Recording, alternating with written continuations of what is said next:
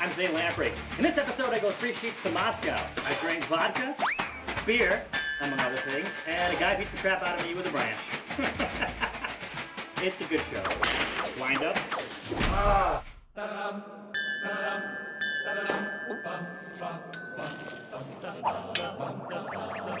Every night, in every city around the world, it happens. People pour into local watering holes to, well, drink. It's my mission, that's me, to traverse the globe, getting to know these different people and their drinking customs. Bellying up to the bar, and with any luck, making some new friends.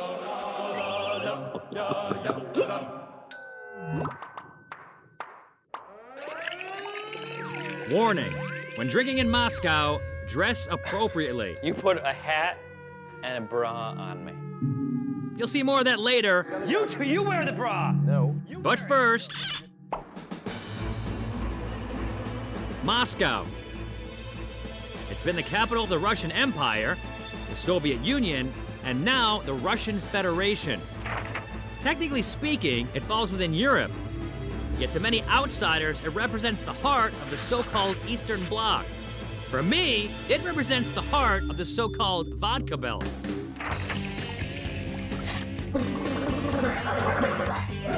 But vodka ain't the only thing that'll blow you away in these parts. Did you make this? You made it out of old Soviet missile parts? That's what we do.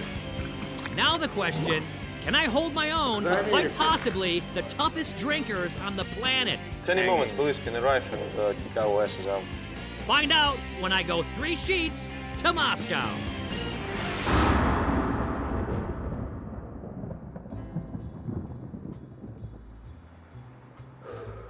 The thing about shooting in Russia in the winter is that it's cold.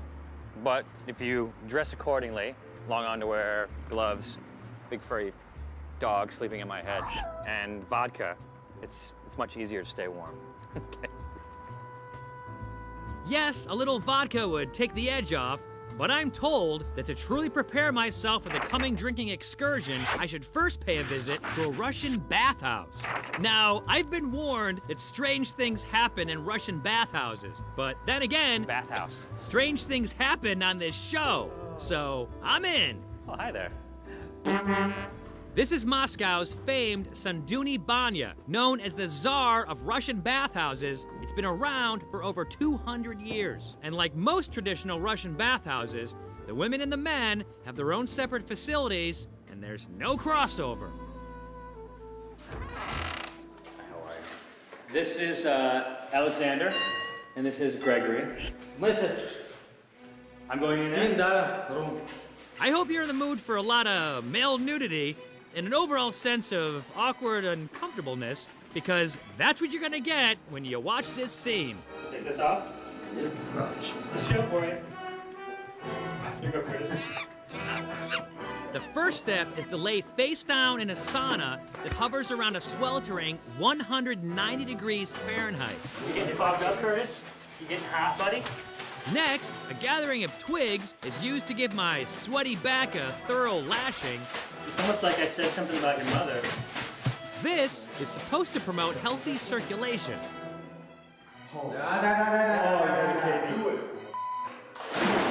After a refreshing plunge into 40-degree Fahrenheit water, Lay down. I once again assume the position while Gregory lathers my naked body with soap. Oh, yeah. Usually when I'm on the road, I have Curtis, the camera guy, do all this. But in Russia, they have other people that do that. After a full-body workup, we rinse. And I have to admit, I'm feeling ready for just about anything Russia throws my way. Thank you very much. Good thing, because when I exit the sauna, I stumble upon a very conveniently located bar. Okay? Food. Yes, Rick. Sit down, please. In addition to the food, the guys have some beer and a bottle of Russia's drink of drinks. Just a moment. Yes, please. С легким паром. С легким паром. 1, 2, 3. С легким паром. Slokim patum is a commonly spoken phrase here, which means easy steam. Basically, we're toasting to a relaxing bath with a shot of vodka. Which reminds me, this isn't a show about Eastern European spas, it's a show about drinking. So, let's talk vodka. Russian vodka is traditionally a clear, neutral-flavored spirit of at least 75 proof, made from potatoes or grains.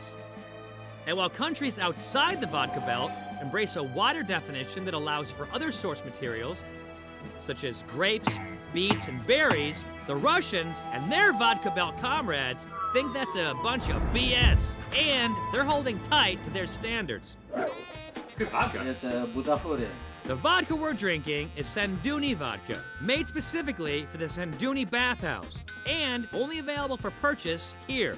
The recipe is top secret, but I can tell you that it's considered premium vodka, and it's 80 proof. It's pretty good. Да, Yeah, that's nice. Smoking fire. паром. As for the beer we're having, the guys thought some Coronas would hit the spot. No, not that kind. This is Sibirskaya Corona, which means Siberian Crown. I Jim copped a little bit. I don't know if you guys do that over here. I don't know if that's Jim the Russian or whatever it is, but I did it. Sibirskaya Corona is considered one of Russia's premium beers. It's a lager of around 4.4% with a light hoppiness. Perfect for washing down the spread of delicacies set out before us. Yes, Russian rock. It's a freshwater crawfish, and get a load of this. Тарань. Вова.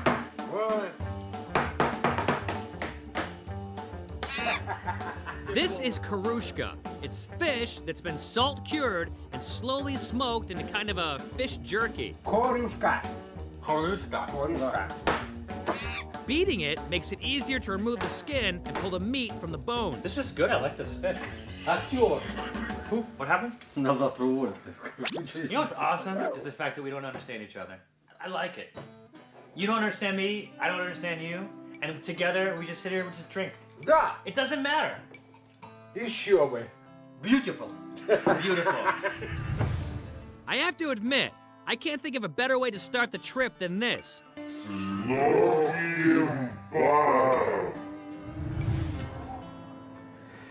I feel pretty good right now. Good enough to hit a bar. Now, I could hit one of Moscow's new upscale techno-blaring nightclubs stuffed with new wealth capitalists, European tourists, and bling-laden posers. But the truth is, I'm in search of something less showy and more authentic. So I've come to a bar called Kitaisky Luchik for some local knowledge. Look how he spells his name. Stas. Stas, the bartender, pours me a familiar beer. Remember the Russian vodka room in New York City? They're coming for the Baltica beer, the Russian beer, okay? Not only is Baltica beer exported to about 50 different nations worldwide, it's the top-selling beer in Russia with lager as their leading product. Wow. That's good Baltica. Yes, it is good Baltica. What do I call you? Who? Eugene. Eugene. Yes. Eugene's a regular here, and he says there's something not on the menu that I absolutely have to try. I think you should taste something. You hear about Samagon? Samagon. Samagon. Okay, remember moonshine in Kentucky? My mom, her daddy made moonshine to feed his family. Well, I've been told that Samagon is sort of a Russian equivalent. It's something that people make at their home. Yes, it's difficult to explain to you. You know, you should to taste it. As drinking ambassador to the world, I can't dispute that. So can this guy hook me up? Do you know someone who makes it? Yes, I know some. It's not like a secret, but Can you make a phone call? now? Yeah. Yes, You'll make a phone call For you. and find somewhere where I can go and try Samagon. конечно. Who? Sure, конечно. In Russian. So is this just the beer talking, or can he really help? Coming up, I go in search of the elusive Russian Samagon. It's like Russian moonshine. Why don't they just call it Russian moonshine then? Right? Does anyone know that? Is that weird?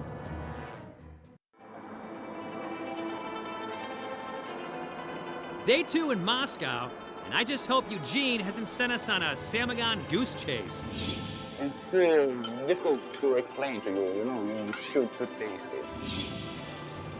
Why do I drink all this stuff? It's my job. Eugene gave us directions to a small town about 50 miles northeast of Moscow called Zagorsk.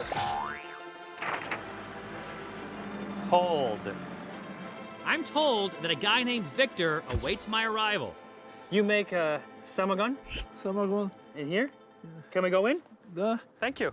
Victor lost his leg during his Soviet military service, but that doesn't stop him from making regular trips to his dacha, which is sort of a country cabin for weekend getaways. And in Victor's case, for making samagon. Now we make that in here, yeah? Да. Da? Okay, before going any further, I'm required to inform you that 3 Sheets does not encourage you, the viewer, to attempt home distillation, as it can lead to explosions, severe drunkenness, or death by accidental poisoning. Put this in here? Да, да. I'm getting water over your dacha. Samagon, by definition, is homemade liquor. The word literally means self-distillate. It can be made from sugar, grains, fruits, root crops, and in some cases, people have reportedly made it with plywood, which can kill you. Yikes. Значит, надо, чтобы было 15 литров воды. And if you drink what we're making, you will be invincible. Okay. It's okay? Fortunately, Victor's invincibility mixture contains no pressed wood and glue. Так, берешь теперь половину. I'm gonna get a knife for you. Besides the warm water, it's just yeast and the safest of all main ingredients, sugar. Now that I know how to make this, I'm gonna go downstairs when my wife is sleeping and make this stuff. And get hammered. Посмотри, You know what I'm talking about. хороший будет, все The нормально. international language of drunkenness. He's gonna let this ferment for 12 days and then distill it into hard alcohol. Все, окей. I'm done? But lucky for me, I don't have to wait that long. Because after breaking out some munchies, This is it. he breaks out a bottle of finished product. This is about a year old. So how is it that making samagon has become so prevalent in Russia? It has a lot to do with the drinking laws of the previous century. In the early 1900s, during Tsarist Russia, the sale of alcohol was only permitted in restaurants. Then, during Soviet days, production and distribution was controlled by the government. And between 1985 and 1987, in an effort to discourage excessive drinking among Soviets, Gorby implemented so-called dry laws, raising taxes on booze and invariably leading to a rise in samagon production. Я пас, я за рулем. No, I'm not scared. I'm adventurous. Today, it's illegal to sell samagon, but it is legal to make it for private consumption. Yeah? Давай. You too. So, if you want to try it, you have to meet someone like Victor, who's nice enough to share. Я за рулем, я не могу. You're driving? The reason Victor's samagon is brown is because it's infused with a secret herb. Now the question, can I, Zane Lamprey, guess what herb he uses? Wow. Okay? Yeah, it's okay. I didn't expect it to be that strong, that's all. All I can taste is burn, which gets me wondering, You want it? can Curtis the cameraman detect any herbal flavors? Закусывай огурец, бери за огурец, закусывай. While Curtis desperately claws for a palate-cleansing pickle, I attempt to harden my palate with more sips. This is good for one thing, my friend, and one thing only. It's just getting up. My theory here is that if I can take enough small sips, I'll get past the burn and figure out that mystery herb. What's the herb? Anise? Анис нет. Зверобой постояла и цвет дал. Все. It'll make you drunk and happy and good at games. After a little back and forth with the translator, I learned that it's not anise, but rather a comparable tasting herb called zveroboy. It tastes a little bit like Christmas. Christmas morning. So what is zveroboy? Zveroboy literally means beast killer. While that sounds scary, in English, we call that same herb St. John's wort, as in the stuff often used in tea or as an herbal supplement. Lucky for me, there's no known evidence that it either kills beasts or causes saints to grow warts. I'll drink to that. Wow. That's good samagon. Spasiba. Thank you so much. Не за что. So I've sipped Samagon in a Russian dacha, but it's time to get back to the city, where my guide Alex says he can get me into a real Muscovite house party. In a really old building with a bunch of squatters. Что надо? Что надо, блин? Я спрашиваю. Should I be afraid? This is your place. Well, it's not mine. I live here. You live here. Are you not official here? Absolutely A not. bunch of cool Here cats. too. At any moment, police can arrive and kick our asses out. Yeah. Actually, there's nothing to fear here. Moscow is one of the most expensive cities in the world. Rents are through the roof, so it's not unusual for young people to stake an unofficial claim to an unoccupied section of a building and call it home. As the drinks start to flow, it becomes very clear that this is going to be the authentic Muscovite drinking experience that I'm in search of. So there's a custom when you show up late, you have to drink Like the penalty. one that's a Like a penalty penalty. shot. Penalty shots, yeah. After gladly taking a penalty shot, one of the guys gives the Three Sheets professor a run for his money. Okay, so there was this guy Mendeleev, who is the author of the chemical table of minerals, right? Yeah. And he's the one to invent vodka. Wait a minute, Professor, can you verify this? Why, yes, Dave. Dmitri Mendeleev created the ever-important periodic table of elements, which I adore ever so much. And while he did not invent vodka, he did set the standards for its production. In the 1890s, when he served as Russia's director of weights and measures, he determined that for vodka to reach its optimal quality, 1 molecule of ethyl should be diluted with 2 molecules of water. So enjoy your molecular mixture, Zane. The molecular mixture we're drinking now is a popular brand of vodka called Putinka. Putinka first marched onto the Russian drinking scene when it was introduced to the market back in 2003. The Putinka tide spread quickly throughout Russia, becoming one of this great nation's top-selling brands. Much of its growth is due to its name, which is also a nickname of the popular and powerful Russian leader, Vladimir Putin.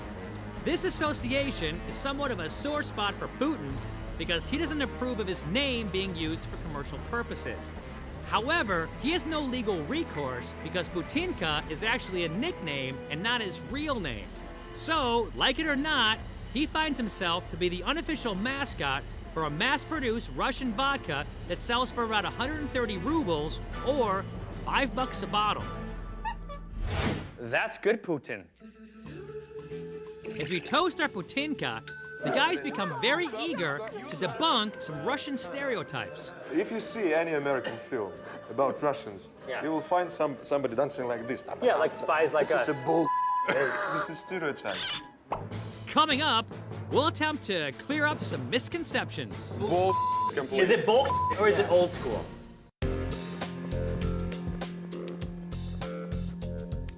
Right now, I'm at a private party in Moscow where the guys tell me Americans have it wrong when it comes to Russian stereotypes. But if you see any American film about Russians, you will find somebody dancing like this. Yeah, like spies like us. This is a bull. Okay, I think this is a good time to break out the Three Sheets book of Russian fallacies. First, the dancing thing. I can dance like that. Exactly. However, you can dance like that. You know why? Because I've seen a lot of Hollywood films.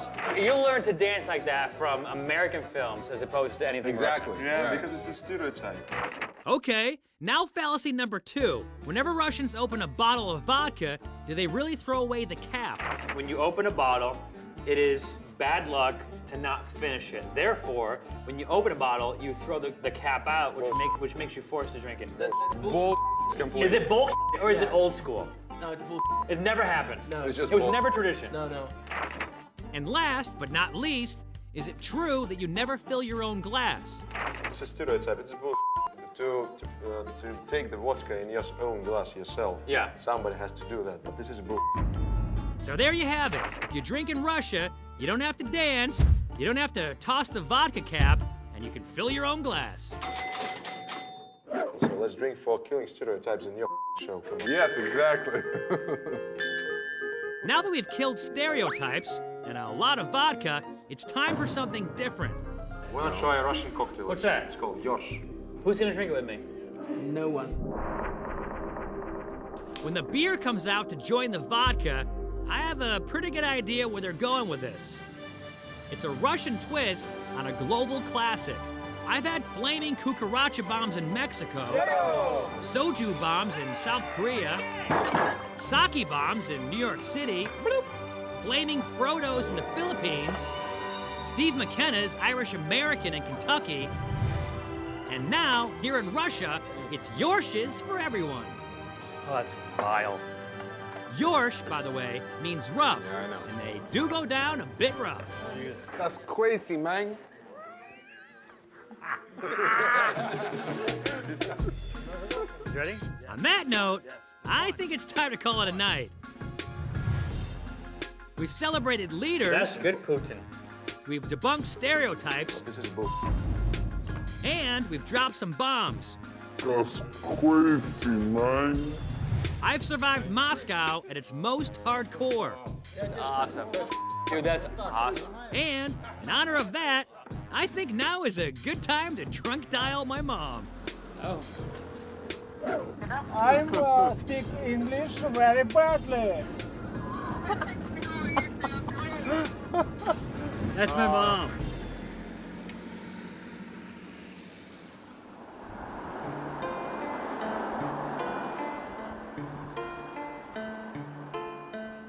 It's the next morning, and though we survived last night, my guide Alex and I are definitely worse for the wear. I hate you. A little bit.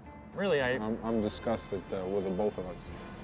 Alex has led me to one of the many fast food and beverage kiosks that line the streets of Moscow, which are magnets for hungover people looking for quick, convenient relief. Alex recommends a big, buttery baked potato. That's pretty good. It's comfort food, you know? That's what it is. That's the point. High carbohydrate, high fat. We also get a couple of cans of Siperskaya Corona for some hair of the dog. And yes, in Moscow, you can drink out in the open. So how do you say hangover? Когда ты вчера нажрался, а сегодня тебе очень фигово. That's what it is. What did you say? It means that you got drunk last night and this morning you feel like crap. There's no one word that says hangover? Really? Uh-huh. In the Czech Republic, they say that you have a monkey. A monkey? Yeah. I mean, you could say you have a monkey, but it wouldn't mean that you have a hangover. It would mean that you have a monkey. Well, I don't know much about Russian monkeys, but I do know a thing or two about hangovers. And while this one is a doozy, No zdrowie. it's a small price to pay when you consider the gravity of my visit. I drank in the buff, in the backwoods, That's nice.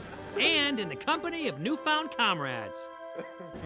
All in the name of international goodwill. Ha ha ha, very funny, man. Moscow, where diplomacy and drinking go hand in hand. Suck it up, come on, let's go. Go. Da-da-dum, da-da-dum, da-da-dum, dum, dum, dum.